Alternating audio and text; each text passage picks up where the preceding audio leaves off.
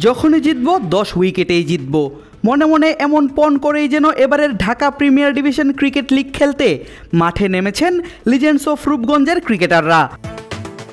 প্রথম ম্যাচে 10 উইকেটে গাজী গ্রুপ ক্রিকেটার্সকে হারানোর পর সোমবার নিজেদের তৃতীয় ম্যাচেও 10 উইকেটে জয় তুলে নিল আকবর আলীর দল। আর ব্যাট হাতে আবারও অপরাজিত থাকলেন দলটির দুই ওপেনার তানজিদ তামিম এবং সাইফ হাসান।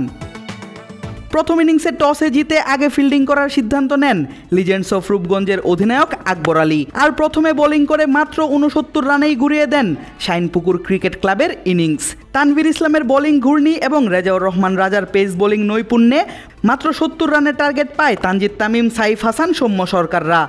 3টি করে উইকেট পান পেসার রেজাউর রহমান রাজা এবং স্পিনার তানভীর ইসলাম। 2টি উইকেটের দেখা পেয়েছেন আরেক স্পিনার শেখ মেহেদি হাসানও। মাত্র 2 ওভার বল করে 3 রান দিয়ে একটি উইকেট শিকার করেন অলরাউন্ডার সাইফ হাসান। মাত্র 70 রানের টার্গেটে খেলতে নেমে দুর্দান্ত শুরু করে লিজেন্ডস অফ রূপগঞ্জ। 4 বাউন্ডারি এবং 1 ওভার বাউন্ডারিতে মাত্র 20 বলে তানজিদ তামিম খেলেন 35 রানের ইনিংস। 175 স্ট্রাইক রেটে ব্যাট চালিয়েও এই ওপেনার থাকেন অপরাজিত।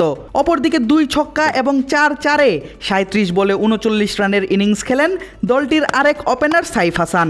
দুজনের ব্যাটে পাওয়ার প্লে শেষ হবার আগেই 9 ওভার 3 বলে জয়ের বন্দরে পৌঁছে যায় ক্লাবটি।